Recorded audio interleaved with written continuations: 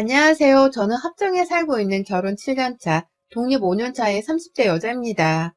결혼했는데도 독립한 지는 고작 5년이 된 저의 케이스에 대해서 더 자세히 설명을 드리자면요. 저는 초반에 결혼을 하자마자 합가를 해서는 시댁에서 2년 정도를 살았어요. 이유는 다른 것 없이 그냥 돈 때문이었죠. 결혼식이 코앞인데도 집이 구해지지 않아서 애먹던 그때 빨리 대출받고서 전셋집을 구하자며 남편을 데리고서 온 동네를 휘젓고 돌아다녔습니다. 남편은 그럼에도 집 전세를 얻는 것에 그리 열을 올리려 하지 않더라고요. 마치 저 혼자 억지로 남편을 끌고 가는 기분이었죠.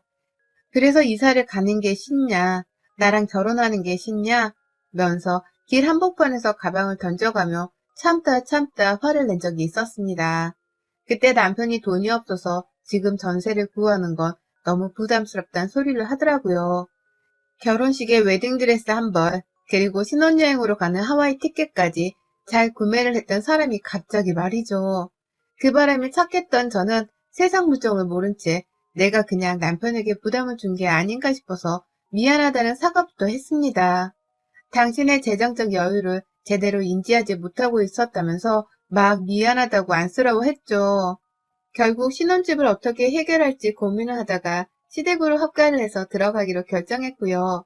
다만 이건 절대로 제가 원하는 결혼 생활도 아니었고 이럴 거였으면 결혼을 하지 않고 다시 생각해 봤을 거라는 말을 재차 했어요. 그러니 살다가 언제든 집 나가서 전셋집을 구할 능력이 되면 내 말을 순순히 따라서 집을 나가주겠다는 약속도 받아냈죠.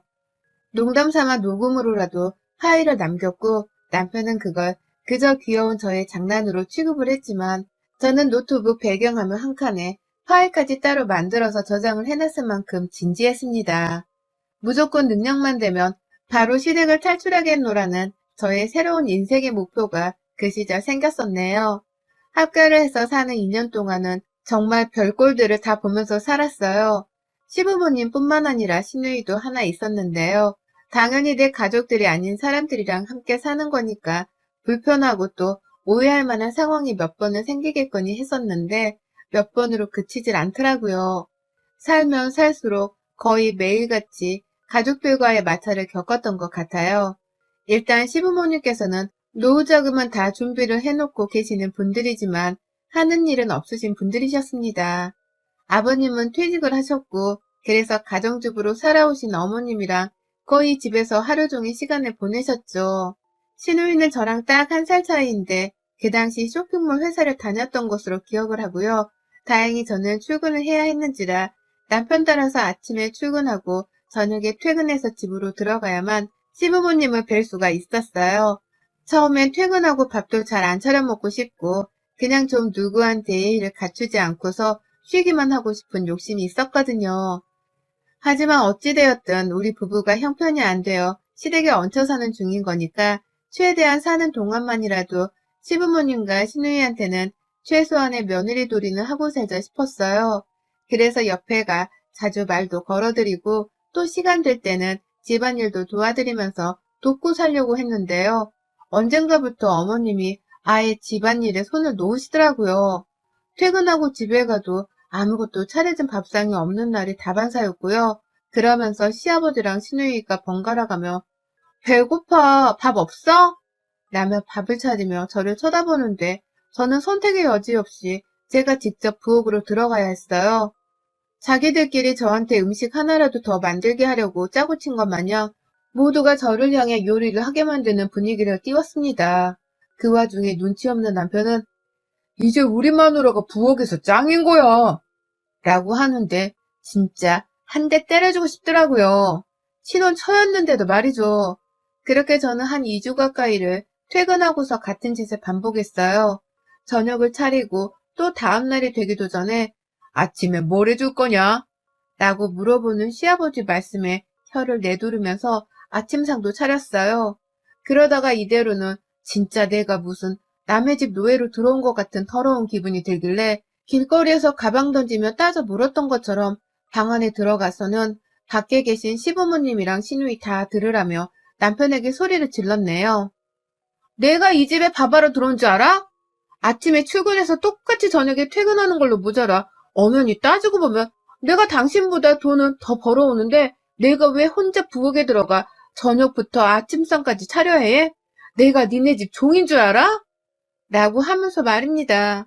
남편은 밖에서 부모님이 들으시겠다면서 최대한 저와의 싸움을 빨리 끝내려고만 했는데 저는 아니었어요. 오히려 일을 더 키워서라도 니네 부모님과 시누이가 나를 부엌으로 내몬 것에 대해서 욕은 날려주겠다면서 독하게 쏘아댔죠. 그러니 밖에서 듣다 시누이가 먼저 방 안으로 들어오대요. 노크도 없이 말이죠. 그렇게 들어와서는 언니, 밥 안 하면 되잖아요. 우리가 죽을 끓여 먹던 태워 먹던 할 테니까 신경 끄세요, 이제. 라며 지 혼자 화를 내고선 방문을 도로 쾅 닫아버리고 나가더라고요. 원래 쭉 자기들이 스스로 요리를 해 먹었으면서 이제부턴 자기들이 요리를 하겠다는 말이죠. 끝까지 미안하다 혹은 기분 나쁘게 할 생각이 없었다 등의 사과는 하지를 않더라고요. 그 후 저는 거의 얼굴을 보듯 안 보듯 시누이를 대하며 살았어요. 시부모님이야 제가 어른들이고 하니까 정말 어쩔 수 없이 출퇴근하며 마주치면 인사를 드렸고요.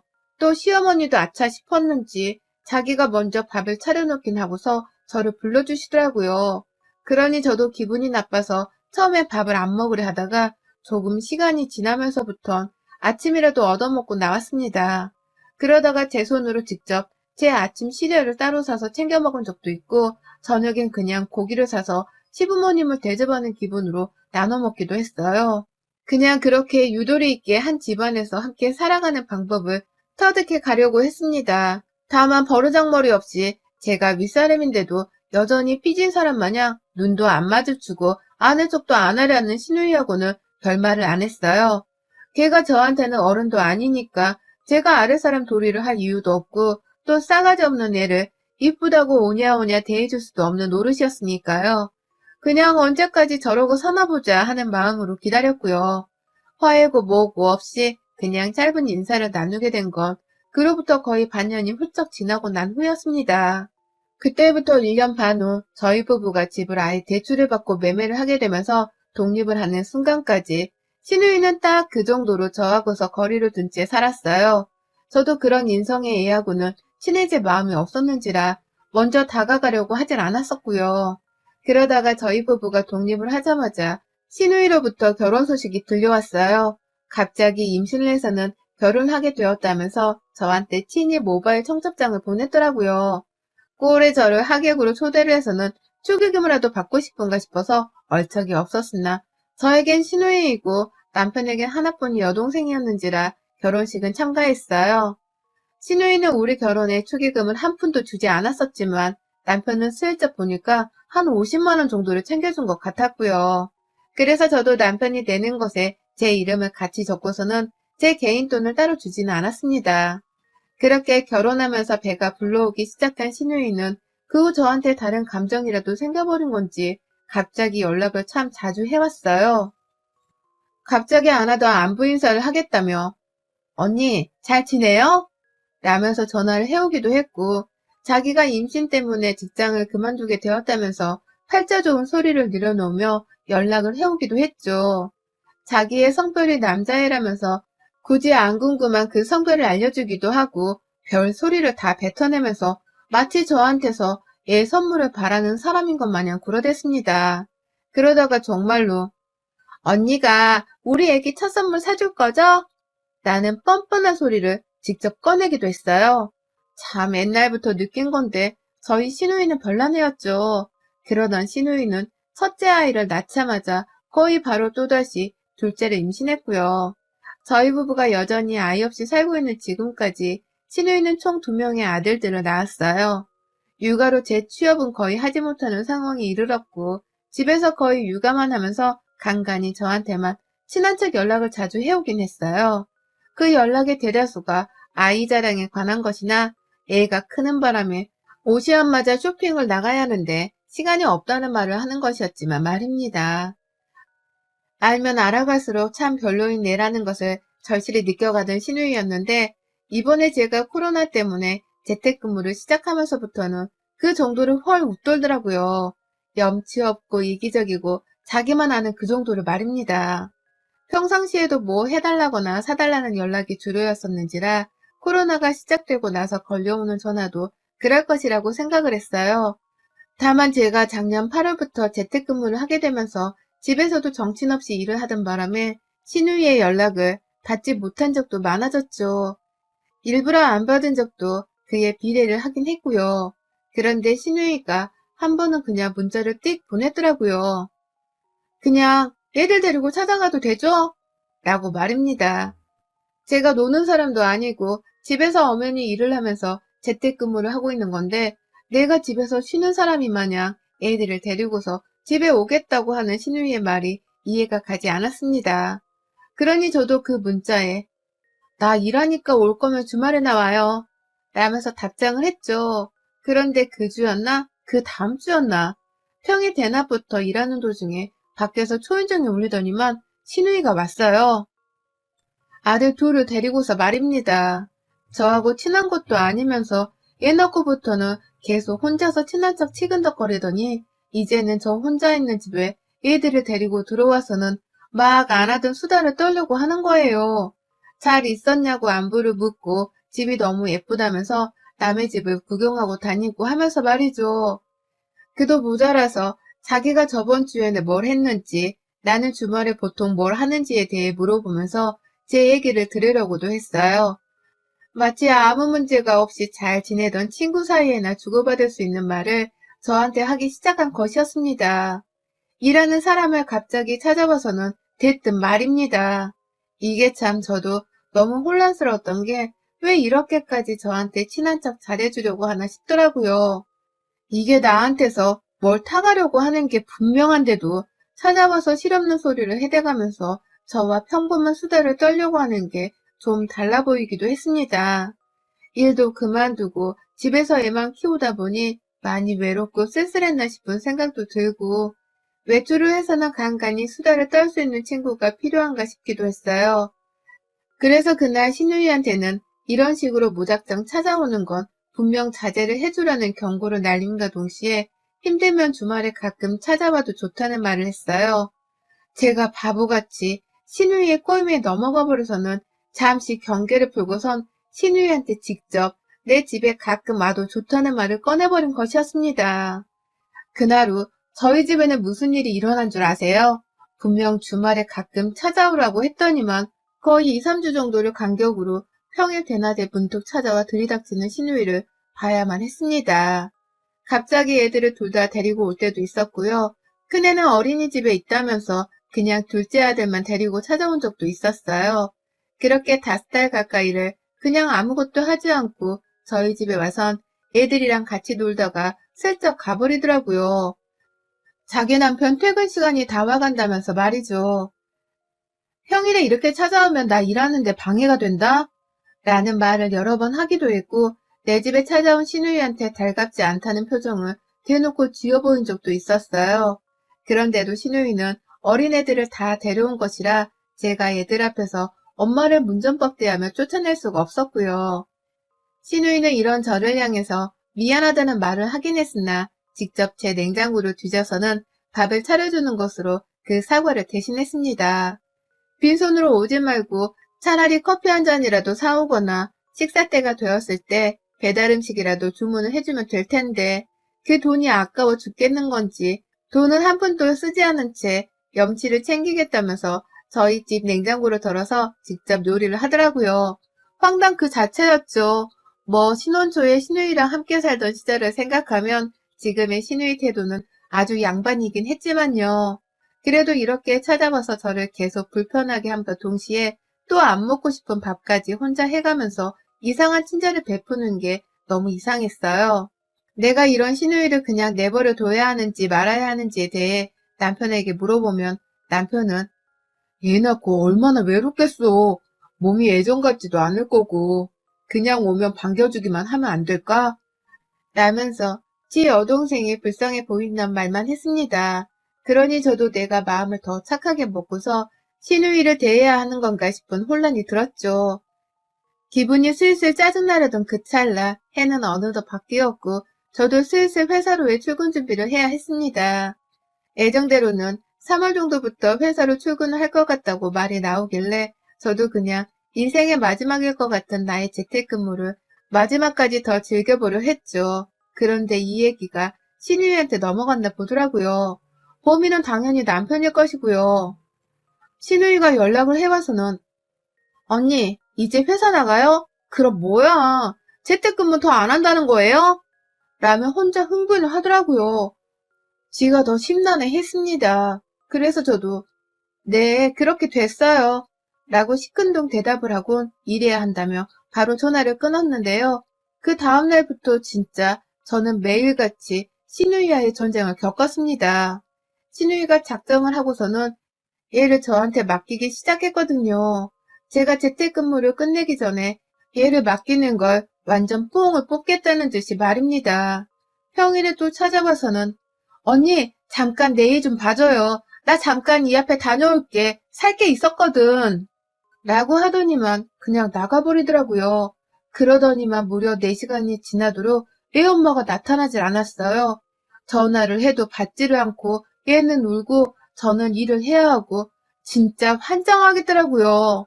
중간에 한번 애밥이 걱정이 되었는지 문자를 해와서는 가방 안에 간식 있고 밥은 성인밥 먹어도 되니 소금간만 좀 조절해서 줘요. 라면서 저한테 육아 팁을 전수하대요. 멋대로 찾아와서는 말입니다. 제가 거의 실신을 하기 직전에 집으로 돌아온 신우이는 멋쩍어 하면서 말하더라고요. 내가 좀 더 일찍 오려고 했는데 언니도 이제 애 낳아야 하니까 애 한번 돌봐보면 좋잖아요. 일부러 시조카랑 시간 더 보내라고 내가 늦게 온 거예요. 내 맘 알죠? 라고 말이죠. 웃으며 말하는 신우이의 그 말에 저는 차마 웃을 수도 없었어요. 너무 짜증이 나서. 빨리 데리고 가요. 나 아가씨 보모 아니에요. 저 엄연히 일하고 있어요. 라고 화를 냈네요. 하지만요. 그렇게 엄포로 놓았는데도 신우이의 방문은 끊이질 않았습니다. 계속 와서는 애를 맡겨놓고 또 잠시 자리를 비울 때도 많았고 애들한테 마스크도 안 씌운 채로 찾아와서는 저보고 마스크를 쓰고 있으라 하기도 했어요. 제 집인데 말이죠.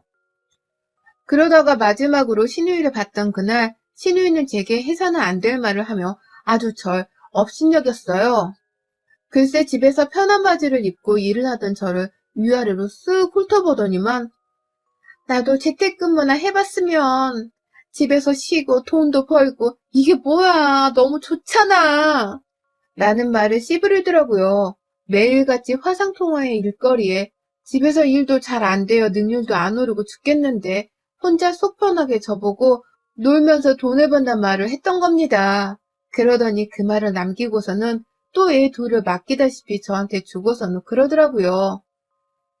아, 이제 언니 회사로 출근하면 나는 누구한테 애를 맡기나 라고 말이죠. 그 소리를 듣는 데와 진짜 뒷골이 땡긴다는 게 이런 심정이구나 싶었습니다. 저도 모르게 우라통이 터져서는 여기가 네 애 맡겨주는 보호소인 줄 알아? 너 지금까지 나한테 애 맡기려고 온 거니? 라며 소리를 질렀어요. 노는 사람도 아니고 집에서 일하는 사람인데 뻔뻔하게 애 둘을 데리고 올 때부터 알아봤다면서 그렇게 찾아와서 일하는 사람을 일도 못하게 하고 애만 보게 만들어 놓으니 속 편하냐면서 알고는 있었지만 이렇게 대놓고 뻔뻔하게 애를 맡긴다 말을 할 줄은 몰랐다면서 신우의 얼굴을 향해 막 삿대질을 들이밀었어요. 순간 이성을 잃은 바람에 제 모습에 놀란 건지 애들은 울었고 신우이는 자기 애들 앞에서 이게 무슨 시선 폭행이냐며 엄청 저를 나무라더라고요. 끝까지 자기가 경솔했다거나 민폐를 끼쳐서 미안하다는 사과를 하지 않은 채 그저 제가 한 짓과 말에 대해서만 잘못이 크다며 더 큰 목소리로 사과를 요구했습니다. 너무 기분이 나빠서 이대로는 그냥 못 간다면서 아이 저희 집에 자리를 잡고 들어 눕대요. 그러니 방법이 있겠나요? 그년의 옷가지를 잡아 끌어올렸죠. 들어 누웠어? 네가 내 집에서 들어 누우면 내가 아무 짓도 못할 줄 알아? 라면서 신우의 옷을 잡아 끌어다가 옷이 뜯기는 소리가 들리는데도 신우이를 일으켜 세웠습니다. 바로 아파트 경비실에 전화 넣어서 경찰에 신고 좀 해달라고 소리를 쳤고요. 속이 터져서는 제 핸드폰을 켜서 경찰에 전화를 하려고 하니 신우이가 언니 애들 있다니까 애들 데리고 내가 나가면 될 거 아니야. 라면서 저를 막더라고요. 차마 경찰에 주거침입죄로 신고를 당해서 애들 데리고 불려가기는 싫었나 보더라고요. 그러면서 찢어진 옷도 그냥 대충 정리를 하고는 애들 신발부터 정신없이 신기려고 하는데 제가 신우이를 붙잡았습니다. 어딜 가? 너 나한테 사과도 안 했잖아. 내 집에 자꾸 찾아와서는 이 민폐짓을 다 버려놓고 이제 와서 신고한다니까 주랭랑치려는 것 좀 봐라. 너도 자존심은 있는 애였니? 어디 그냥 자존심이고 뭐고 더 구겨놓고 경찰서 한번 끌려가 봐. 라면서 신우이의 뒷덜미를 붙잡고 집안에 얼마나 가둬두려 했는지 몰라요. 애들 신발을 신기려고 하길래 신우등을 끄집어 잡아 당기면서까지 신우이를 내 집 밖으로 못 나가게 했고요. 신우이 입에서 미안하다는 소리가 나오기 전까지 너 오늘 내가 무조건 경찰서 가서 사과하고 합의금까지 내게 만들 거야. 죄질이 부족하다 하면 내가 너 그간에 업무 방해한 것들로 싹 다 고소를 해서라도 합의금 물게 만들 거야. 염치 없는 년이 애 낳기 전이나 후나 어째 이렇게 변한 게 없냐? 네가 그러고도 애 엄마냐? 그 정신머리로 애들을 키우면서 애들한테 미안하지도 않냐? 라면서 고함을 쳤습니다.